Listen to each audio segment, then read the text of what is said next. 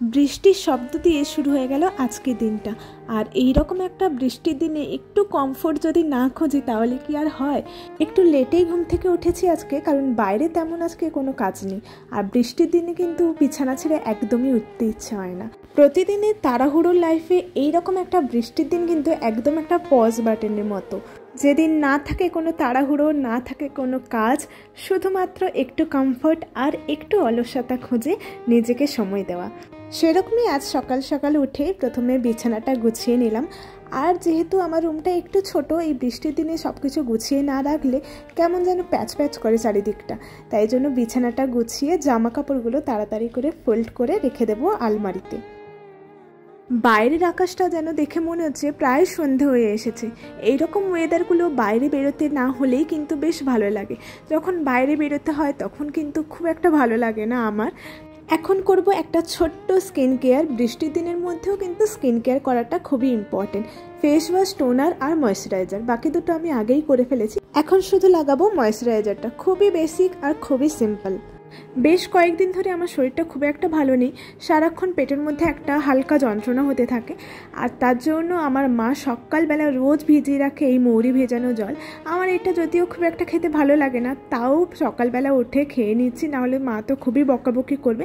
মৌরি ভেজানো জলটা সারা রাত্রি ভিজিয়ে রেখেছিলাম, এখন সেটাকে ছেঁকে নেব। একদম 1 গ্লাস ভর্তি করে আমার মা ভিজিয়ে রেখেছে, আর এখন ওটাকে খেয়ে নেব। এটা খাওয়ার সময় আমার একদমই খেতে ইচ্ছে হয় না, যদিও তাও খাচ্ছি বাধ্য হয়ে, না হলে তো মা একদম বকাবকি করে পুরো বাড়ি মাথায় তুলবে।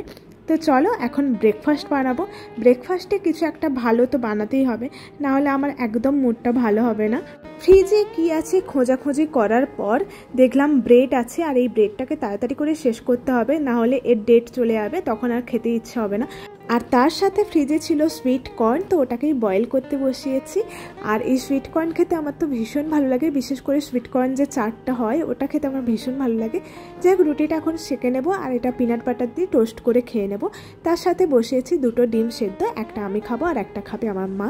আর বাইরে তো অঝোর ধারায় বৃষ্টি হয়ে চলেছে, আর আমি এলাম একটু বাইরে বৃষ্টিতে ভিজতে, তার সাথে একটু ভিডিও করতে। দেখো আমাদের ছাদ বাগানে কত ফুল হয়েছে আজকে।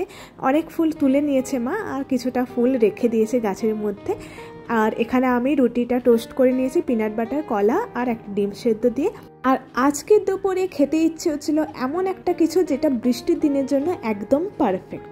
তো তার জন্য মা বেটে নিচ্ছিল ডাল, কারণ আজকে হবে ডালের বড়া। আর তার সাথে রয়েছে এখানে গরম গরম একদম ধোঁয়া ওঠা খিচুড়ি, যেটা আমার খুব প্রিয়। খিচুড়ি খেতে আমার এত ভালো লাগে যে আমাকে প্রতিদিন যদি খিচুড়ি দেওয়া হয় তাহলে আমি প্রতিদিনই খিচুড়ি খেতে পারবো। বিশেষ করে আমার কিন্তু ভোগের খিচুড়ি খেতে ভীষণ ভালো লাগে। যাই হোক, আজকে কিন্তু বাড়িতে নর্মাল খিচুড়ি হয়েছিল আলু দিয়ে, আর তার সাথে রয়েছিল মাছ ভাজা আর ডালের বড়া। আহা, এটাই যেন স্বর্গ। বৃষ্টির দিনে এটাই হচ্ছে একদম 1 প্লেট ভালোবাসা। তোমাদের বৃষ্টির দিনে কোন খাবারটা খেতে সব থেকে বেশি ভালো লাগে অবশ্যই কিন্তু কমেন্ট করে জানাবে। আর এই যে আমি জানলার পাশে বসে এখন খিচুড়িটা খাচ্ছি, আর বাইরে থেকে আসছে বৃষ্টির হাওয়া আর বৃষ্টির ছিটে, কি যে ভালো লাগছে, এটাই যেন শান্তি মনে হচ্ছে। আজকের এই কোজি ব্লগটা এখানেই শেষ করছি। যদি ভালো লেগে থাকে তাহলে লাইক, কমেন্ট আর সাবস্ক্রাইব করতে ভুলো না। আবার আসবো সাজ ও শহরের নতুন গল্প নিয়ে। আজকের জন্য এতটুকুই।